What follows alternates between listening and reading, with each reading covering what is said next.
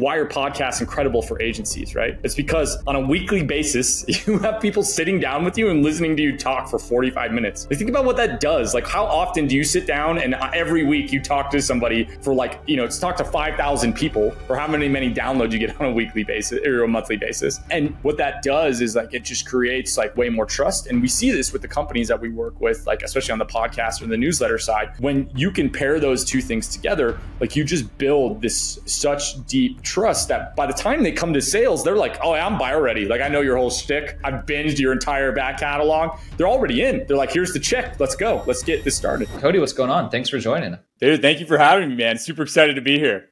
I've had a lot of fun listening to a lot of interviews that you've done. The ones with Greg are super fun. And I've just also pinned and bookmarked a ton of your tweets over the past couple of months. Just, you have kind of the series, this content format that's like marketing 101, SEO 101, YouTube 101. And they're just these checklists that I feel like are pretty comprehensive in terms of 80-20 for activating a channel the right way. And they've kind of been a guideline that I've looked to for a lot of kind of sanity checking. Am I doing the right thing? So learned a lot from you offline. So it's cool to get to connect live. Dude, super stoked, man. Can't wait to chat. We're going to probably go super deep on just email in general. It's my favorite channel. So we could talk for days about it. So excited to see where the conversation goes. You have the Tweet Hunter extension up and your feed up on kind of this other monitor here. But I love like this one tweet that you have that's just like email. The answer is email, like cold email, nurture email, more email, email. I don't know like where you were when you wrote that tweet, if you know the specific one I'm referring to. Yeah, I do. I think I was having a conversation with a friend and they were having trouble with activation, but like we're getting tons of top of funnel leads. So I just use a software business. So their target audience was like interior designers. It was basically a tool that assists with building photorealistic interiors from 2D design. So imagine like a newer version of like SketchUp or something like that. Okay.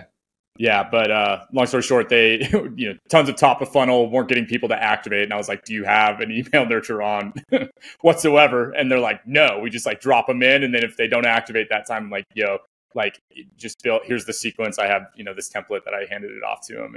And I've seen literally companies get to 1 million ARR, which is cold email and email nurture. And you build a newsletter to those same people with like product updates and then just like anything that's going on in the industry. And like that alone, you can have a massive business. And I think everybody just talks because it's like this it's not cool. It's not sexy. It's like this very, like it's been here for forever, right? So it's not novel, but I think when you get down deep though into the layers, like it's so technical when you actually get to the core of like, how do I increase deliverability? Like, what am I doing for, just like open rate management, like all of the A/B testing stuff. And then we build like with all the stuff that we do, we build like custom software that's on the back end, like for all the newsletters that we run. Starting to use AI more and more in all of that as well. But anyway, yeah. So yeah, the email, the tweet was 9 days ago, August 5th. What marketing should I do? And email, just email, cold email nurtures, newsletters. If you're good at email, you're going to eat. You're actually going to be fed. Your grandma's going to speak to you and won't be disappointed because you're so good at email, basically. So I'm just shit posting, man. Yep. I saw another thing saying you're tweeting 10 times a day now. Yeah. Like 70 a week. That was like one of your recent newsletters. It's just you, or you waking up in the morning, batching it, or firing from the hip throughout the day? How are you making so much content? Yeah, great question. Yeah, totally. So I'm of the opinion that For You page content has changed content entirely. Everything has moved towards this. TikTok invented it, and every channel is adopting it. So you look at LinkedIn, you look at Twitter, you look at YouTube Shorts, Instagram Reels, TikTok, etc. Do you want to define that a little bit? Yeah. Like so what you mean by For You page? Totally, yeah. So For You page content is basically content that it shows you that it's most likely to keep you on platform with. So you don't have to know the individual. It just starts to understand your taste, your preferences, and then basically will dish up content. So when you think about like, why does a social media channel exist? Its whole purpose is basically to take up as much of your attention in a day as possible. And so what all of these companies found was that when you serve content that is of whatever your interests are, that's what keeps you on platform more often.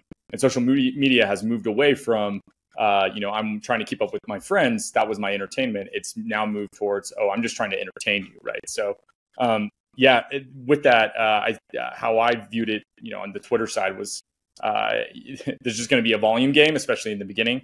And so I sit down every Sunday. I write 70 tweets. I schedule those out. So they run from like 7 a.m. to 5 a.m. And then what I do is I basically go and I look at the data on a weekly basis to look at the top performers. And then I remix those tweets over and over again. So at this point, I've got, I think, around like 8,000 tweets that have gone out over the last year and a half or last 18 months. I don't write new tweets anymore. I basically just go and look at the top performers and I cycle them in every 6 to 2 months or 6 weeks to 2 months. People have short attention spans, so you can say the same things over and over again. And I have tweets that I know every time I post, like they'll do, 250 to 300,000 impressions, right? And so basically it's like you're just playing your greatest hits over and over again is the idea. And then as new stuff happens, I'm just peppering, kind of peppering those in throughout the week or as, stuff comes up. So you're adding new DNA to the gene pool. But my whole philosophy with any type of marketing thing is like do a bunch of stuff, look at the data to see what works, do more of what's working and less of what isn't, and you're going to create a growth flywheel. It's the same strategy when you're doing, shorts content. It's the same strategy when you're doing emails, when you're doing podcasts, when you're doing any of this. It's just data analytics on all of the data sets that you have and basically optimizing based off that. What are you actually looking at in terms of the Twitter data? Or is there a tool you're using for that? You're just looking at analytics.x.com? I'm just looking at analytics.x.com. I'm actually pissed though, because they just changed their UI. You used to be able to export CSV of all of your data. And so I would just literally put that into like a Google sheet and I would work off of that. That was my whole workflow, like super simple. Now you can't do that. So you have to do like an API call. So I just built a custom like Python script that calls in all the data into a CSV file. And then I open it up that way. But just to give like people context and scale of this, I think my account now has like 27,000 subscribers. 24,000 of those have happened in the last year. So that's like the kind of scale of growth. I'm seeing on average or pacing to do about 5,000 new followers this month. And then that's increasing by about 7% compounding month over month is what I'm seeing. So you can start to project out, okay, what's the value of this owned media asset, this channel, basically. And then what's been the impact of that on your business was going to be my question. Totally. Your businesses, your portfolio. Totally. Yeah. So I think the biggest thing has been, it just opens doors when you do cold outreach. It's also like something like if I want to go on any podcast, I reach out to them and I'm like, hey, Name, love the content that you're making. I have an email newsletter with 50,000 subscribers on it, or, personal email newsletter with 50,000 subscribers on it. My Twitter account gets XYZ amount of impressions per month, and my LinkedIn gets XYZ amount of impressions per month. And almost, 20% of the people I reach out to like respond back, right? And I can set that up. So I think that's this thing that I didn't even realize was going to be a huge value. But for me, I'm just looking at free impressions. Where can I get as much, free impressions across the internet as possible? So for like Twitter, as an example, I think I do on average around 2.5 million impressions. And then for every tweet that I do, I have a call to action after the initial tweet posts. I just have an automation that 5 minutes later, it has a call to action to sub to my newsletter for growth tactics and startup ideas, right? Those are like junk food for entrepreneurs. So that's like the honeypot that I hang out there. And what I see is I can grow a newsletter. So I do that both on Twitter, on LinkedIn, any of these social channels, like I do it on my YouTube, et cetera. Any of these places have that call to action. And I can organically can grow a newsletter through that purely just by about 2,000 to 2,500 subs per month. And then the other thing that we layer on is basically like growing those lists through gray tactics. So sequencing people in that I know will have an interest in the content that I'm writing basically on a daily basis. And so, what I found is I can grow lists by about 5,000 subs per month doing that, this process. And so in a year, so once you get to 20,000 subs, we found that you can start to grow them by 30% compounding monthly doing these great tactics. So in a year, you can go from 0 to 100,000 subs is what we're finding for our clients and for my own personal stuff. That's awesome. I just did a podcast this morning. Today got stacked. I kind of set up the scheduler for the podcast to close off a few days so I can like get some work done some days of the week. And so today I somehow have 4, which is eventful and exciting. But I did one with Grant this morning from Grant Bot Consulting, Grant Hushek. Oh, dude, I love Grant. He's the homie. I just sent him a bunch of leads. Yep. So yeah. I looked at his video on your channel. It was like your most popular video. I was like, oh, dude, good for him. No, he's ripping. I met him before he went independent. Nice, yeah. Because he's from Arizona, actually, originally. Oh, I had no idea. Yeah, I met him through Twitter randomly. That was all European and fancy. Totally. Totally. Yeah. I think he's there on an illegal visa, which is hilarious to me. It's unofficial. Well, I gotta have to cut that out. Yeah. I have no But knowledge of the anyways, yeah. situation. No, for sure. But yeah, man, he's awesome. I just connected him with my friend who's in the fine art business. So he's doing some automations for him, basically doing all of their like lead management, because we helped do a programmatic SEO for them, and their volume's gone ridiculous, and they just don't have the team basically to scale up. And so I think his role is super fascinating, like what that evolves into, this whole like AI automations engineer. And I think that person is actually going to be one of the most valuable people that you can have on your team, like, by the beginning of 2025, just because there's so much cost savings that they is built into them being there and like airdropping in to look at your processes and systems. And I think the other part of it is that like a lot of times they can be even larger on revenue generation because it allows for more throughput, right? So it's both saving time, Exactly. Saving costs, but also like increasing throughput volume. So yeah, something I think about a lot in terms of, I sell a very mass market service. Like I write emails for businesses, right? Yep. Everyone's qualified somewhat, but certain people are just yeah, more they have a likely to get MailChimp, good they're results. qualified. They don't even have to, exactly. If they've collected an email before or they have some social, it's like if their business exists and has some level of maturity, we're probably going to see a return pretty quickly. And same thing with kind of the automations, but it's cool to think about the factors that like a business like that, where they've built up all this potential energy, you just know that like you drop him in there, he connects a few things together, and it's just like a massive win straight out of the gates. 100%. I know he does a lot of work in the real estate space, and it's fascinating to me because for them, it's like, I mean, he told me their average is he can cut their like time costs for their teams by about 60% in like 4 weeks. And just thinking about that from like a business owner standpoint, like you're telling me that my team doesn't have to push paperwork anymore, and all they do is like go focus on sales. Like, it's worth its weight in gold, right? Like I'll do that all day. So anyway, I think that it's fascinating to see what industries are kind of adopting this. Or like where there's the most opportunity with it, because I think everybody, just like a lot of people that's in money Twitter, like we're in this tech bubble space, but in reality, there's like huge businesses that are still doing stuff in like paper and pen intake forms, right? And if you can just connect like a PDF viewer that like translates the data into a digital format and then puts it into your CRM, and that's all that is just like Airtable and Zapier all working together. That can provide a massive business impact overnight for these companies that are, unsexy to put it kind of bluntly. And that's the funny thing is, all the guys who are kind of making that popular on Twitter, the whole automation agency, that was a great value proposition before the GPT API was another tool in that toolkit. So it's just continuing to become more powerful. 1,000%. Yeah, I think with AI in it, it's kind of leveled it up. It's the search volume for it's crazy. I don't know if you've seen this. I tweeted about it, I think probably like a month and a half ago. But just like basically AI automation agency and AI automation, the search volume for it is just like, it's going like just vertical. I used to tweet about AI mom and AI dad search volume. Yeah. I did do that. That was ridiculous. I was shocked that it started off with AI boyfriend, AI girlfriend, and I'm an economist by trade, and so I'm very interested in like large data. That's how you're trained. Like what you went to school. So what I studied, I studied in undergrad. I failed out twice, or dropped out twice. I don't know what you want to call it. I started businesses. I was in the ecom world, and then anyways, I remember I was sitting in classes one time, and like I just watched like a grand pull in. I was during the holidays, and I was just like, what am I doing here? Like, why am I not focusing on this business?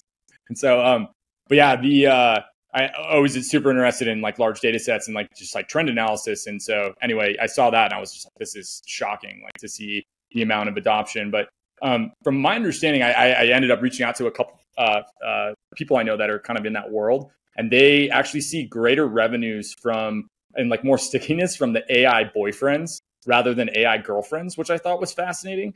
They don't really have retention. Yeah, the retention is higher, and they're also more willing, like they're willing to pay more, basically. And so I don't know. I just found that these again random data, but and of course anecdotal data, but just found it super fascinating that was kind of something that they were seeing on the front lines in that industry. So I love it. What's been the most popular piece of content you've ever published?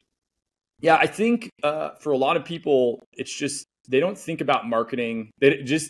the question I get asked most often is like, what do I do for marketing? And I'm like, everything, right? Like that's actually, if you want to break the laws of physics for a business. So I come from like early stage startups, right? So this is what I obsess on. It's like you built you built a product, there's an audience that wants to buy it. Like how do you build distribution and basically take a brand from 0 to 1? So the whole industry knows that you exist, right? And so my whole philosophy is like built on that principle of like, how do we basically, I call it digital gravity.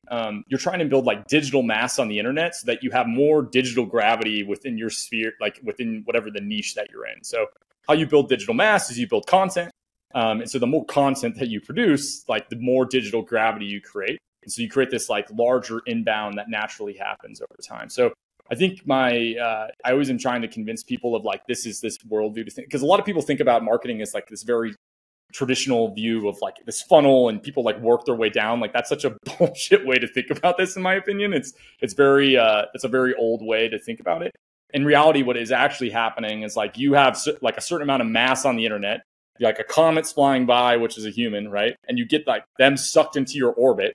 And then at different points during that orbit, they're like closer to touching down and like making a purchase than they are at other moments, right? So what I always tell people is like, hey, like think about, okay, what are the marketing activities that I can do indefinitely into the future? So rather than thinking about it as a campaign, where like a campaign traditionally it starts and it stops, right? Think about it as, okay, this is a lifestyle choice that I'm going to choose, and for the next whatever it is, 5 years, I'm going to do this every week, every day, every month, whatever that cadence is, to make sure that that platform works for it. And then there's tactical things that you can go down, like for Twitter, it's like 70 tweets a week. We see that work, so we do it, right? For short form social, it's like a post a day. We see that work, and so you do it. For podcasts, it's like, okay, do a interview a week and pair that with a newsletter, and then send a newsletter out about that episode every week. And you can, I've taken shows to the top 20 like medical podcasts in the US, the top 20 marketing podcasts in the US, top 20 life science podcasts in the US, like literally just with that tactic alone. Like just you put out episodes and you build an email newsletter with people that are going to tell people about like, Yep. Exactly. And so I think, to kind of take a step back and reiterate it, it's like, do things that are sustainable, and do things that are repeatable. Like if I can't do something over and over again and find a way to either automate it or make it repeatable, or, hire offshore talent to do it for me. Like I see a lot of early entrepreneurs, they have some like Reddit strategy they always try to implement because they're like scrappy and they're trying to, and they're like, oh yeah, we got all these leads from this single post. And it's like, yeah, well, like, that was once a quarter, right? Like you can't make that a repeatable activity. And the only way that you actually make marketing work is when it's over a longer time horizon. You're basically, I think about marketing as like you're building relationships at scale with people. That's what a brand is, right? It's like it's a one to many relationship that's occurring simultaneously. So how do you project manage all of the output? Yeah, great question. So my filter is, first off, don't do it if it can't be automated or delegated, and then automate as much of it as possible, and then delegate the rest. And then if there are components of it that like require, like my job, as a business owner is like, I'm here to focus on the company, like in its operations, like not the tactical pieces.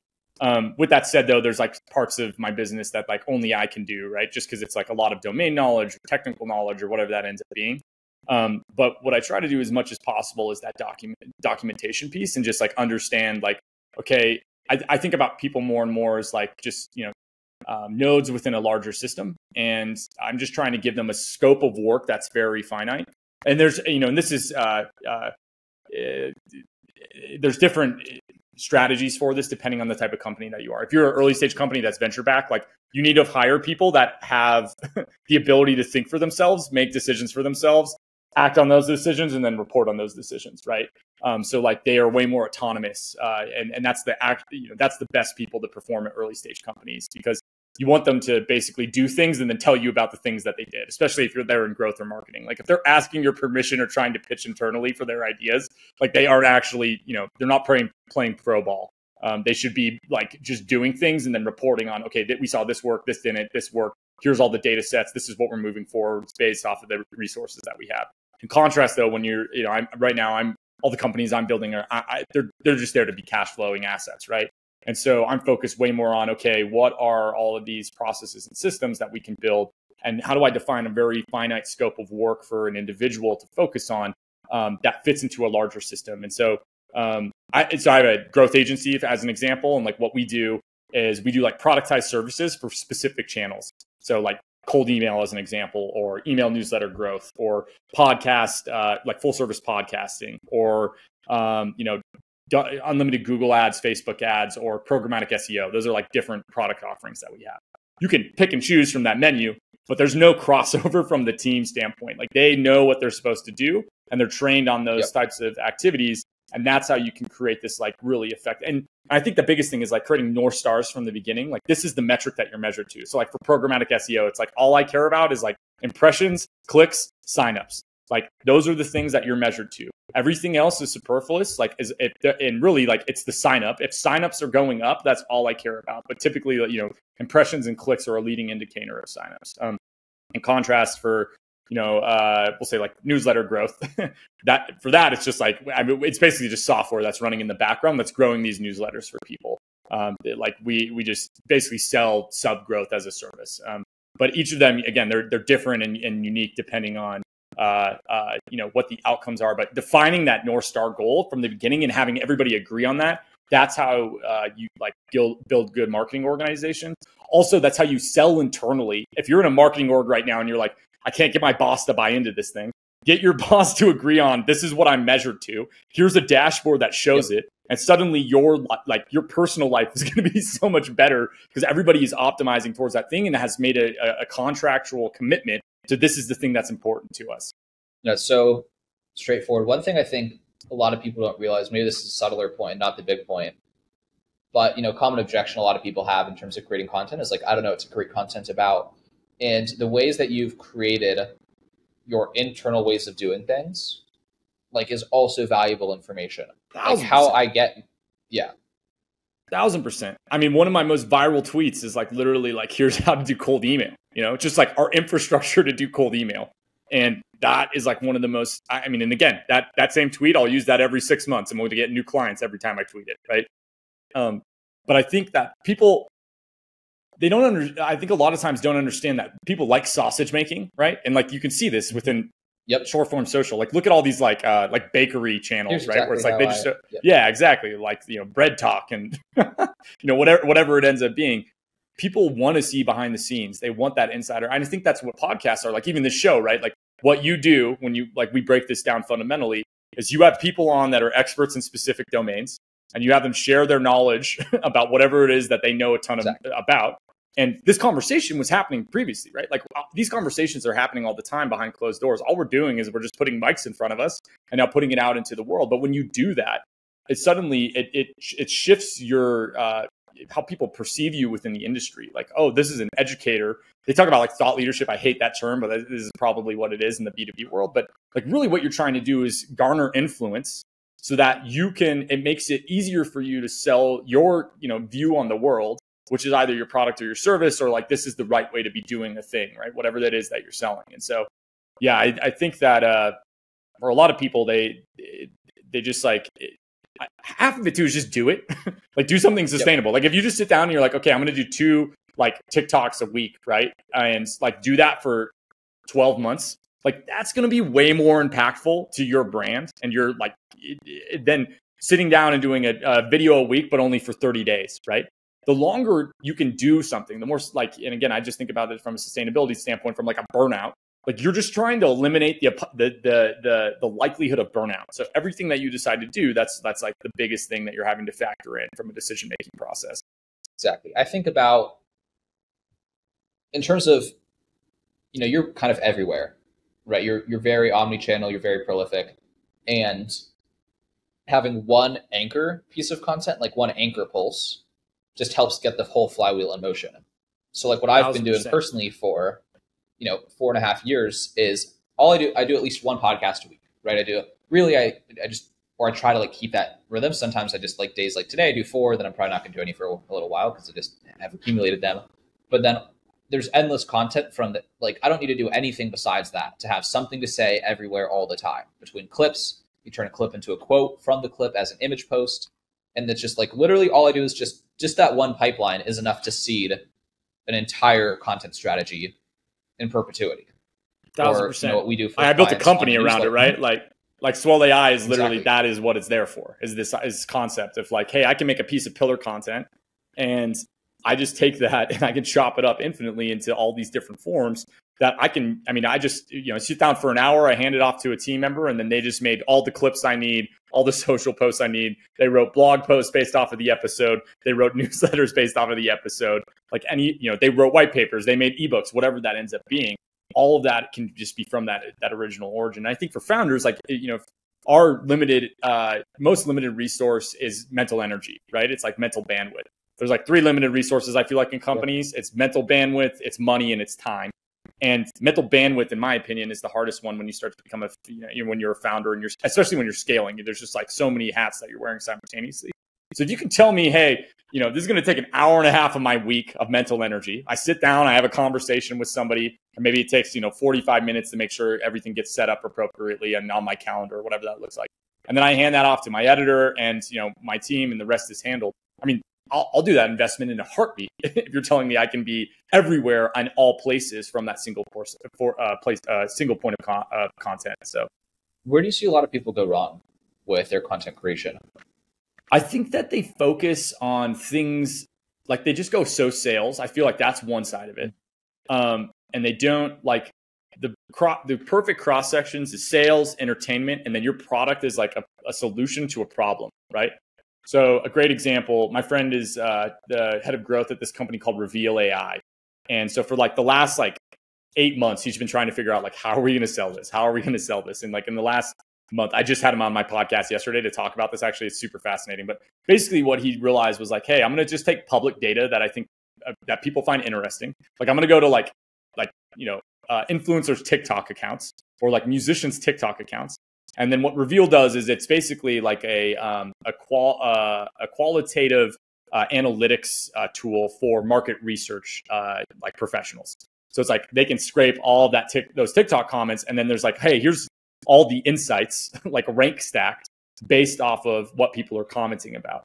And so his content ends up turning into like, here's this brand name that I analyze their TikTok comments. Here's the tool I use to do that, and here's the outcomes that happen. And when you break that down, it's like, oh, I attached it to an idea that somebody already like knows about, right? This brand that is already in the public's eye and is in the public conscience. I then create a novel thought of like, oh, like I wonder actually what this all means, it related to the Olympics or whatever it ends up being. 3,000 comments. I can't exactly. Broken them down into 5 main points. Exactly. And then his product is a solution to the problem that he suggested. And like that is a natural flow to like it creates a hook. It creates like a what if, and then it like gives them a solution, right? So that's a great story arc. And so I think for a lot of people, it's thinking about like what is that story arc that I can create. So I think that's one component of it. The other side is just volume. Like how do I right now? I had a hunch that might be what you'd say is volume. For sure. I think that's a piece of this. Like right now, we're building out like a proxy network with virtual machines to make TikTok accounts that are I'm calling it a clip. I think I'm going to make or I bought a domain already. The company is going to exist. It's called Clipwave. We'll see if clipwave.com is live already by the time this goes up. But anyways, what it does is we take we're initially starting in podcasts and in the music industry. We take all of your back catalog of content, we chop it up into clips, and then we schedule it out across all these social channels. And what we found is that when we do this, we can basically create like top funnel for these brands and basically get these brands to have more notoriety. So when you break down, like how did, for example, like Iman Ghazi or Andrew Tate.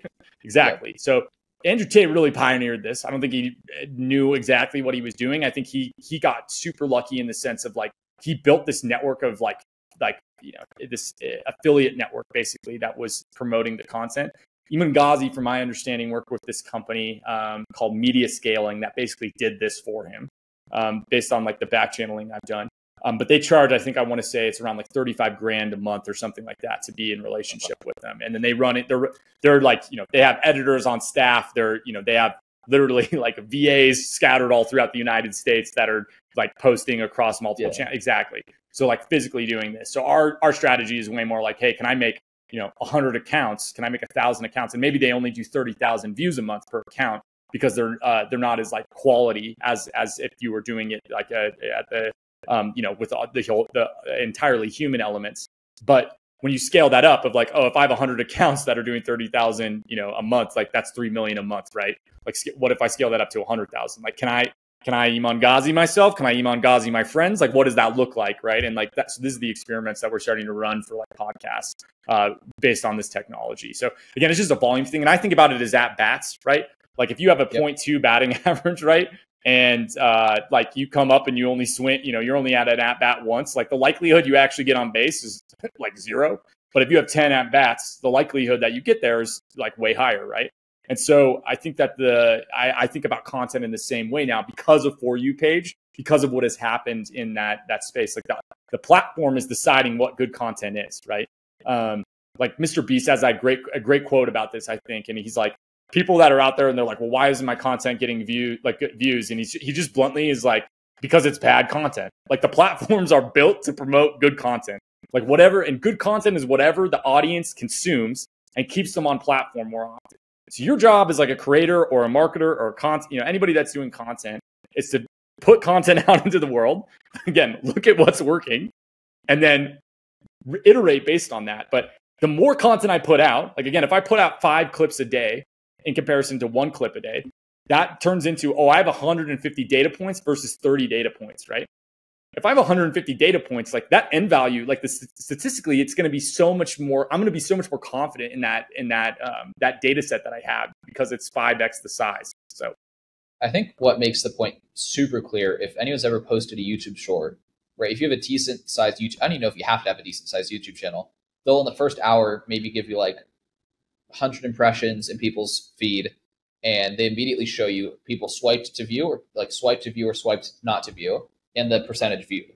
So like I publish a clip and then I know an hour later if it's a dud or not, like because it just immediately says 30% viewed, 70% swiped away, 20-second average watch time out of a 50-second clip. I'm like, okay, this one's dead. Try again.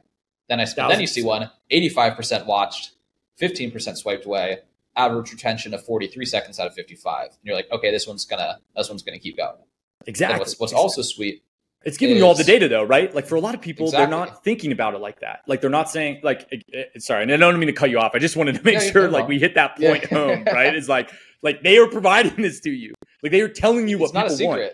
No, just do what more people want. I mean, you see this all the time on YouTube channels where it's like they have one banger like YouTube video that gets like whatever, 350,000 views, right? And then the rest of them are all like 10K, 20K. Well, it's like, okay, well, what's the outlier? Why is that an outlier? How do I repeat that outlier over and over again? But like, again, this like rookie marketers are focused on just getting the thing out the door. Pro marketers, people that are focused on growth are thinking about, okay, I need to get this out the door, but I also need it to be like, how is it performing? What is the data telling me that is working? So and there's also a spectrum of businesses and clientele where just getting them started is a big win.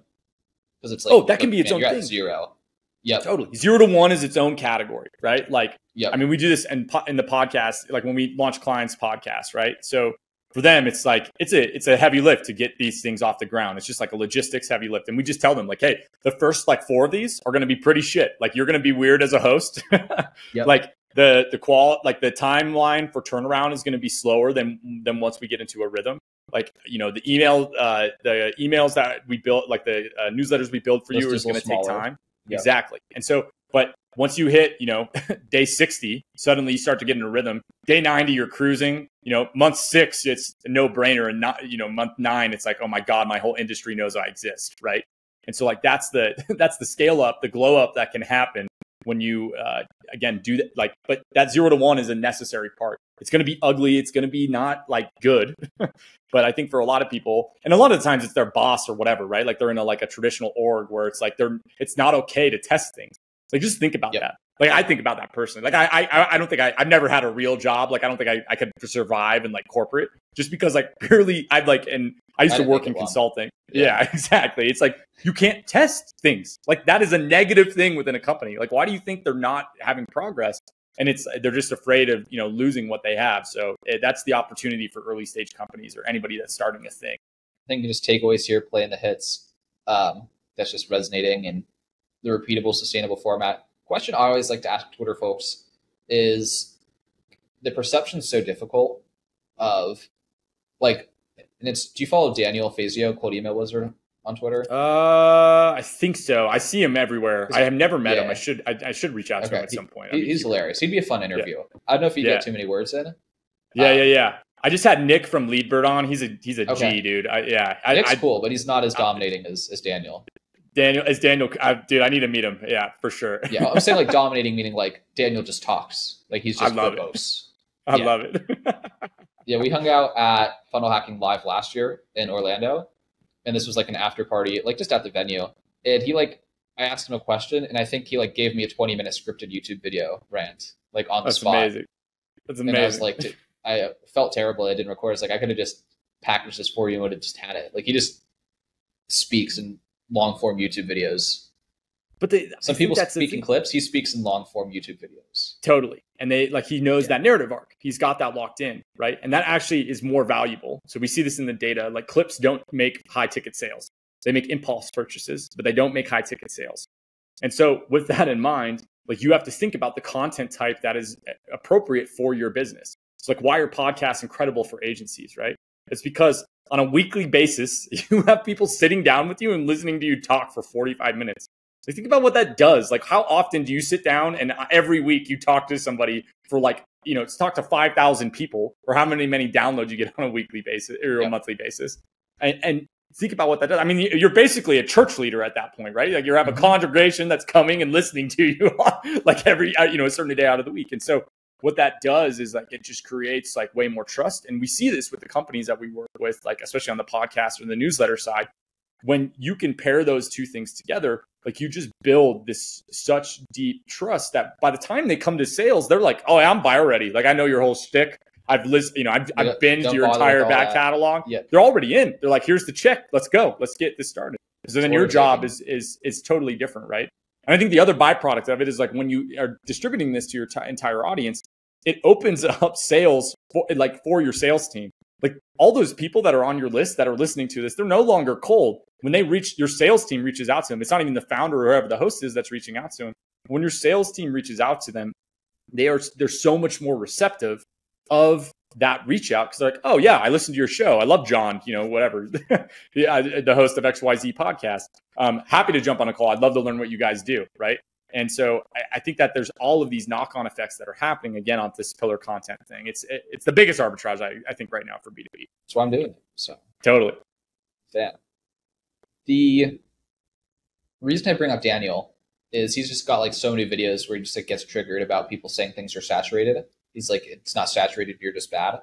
But I do always still have the question, just because I spend too much time on Twitter, right? That's one thing podcasting does to a founder, is you talk to 100 other people who are doing your thing, and then you get paranoid. You're like, "Oh, everyone's doing this thing. It's over. It's it's so crowded." But it's no, you just happen to talk to the 100 other people in the world who are giga nerds about this. It's any things you're talking about. I used to, in New York, one of the people I'd hang out with a lot was Oliver from Taps. Just we're the same age, we're both Jewish, so we'd hang out and do Jewish stuff together, which sounds weird, but no, it's amazing. So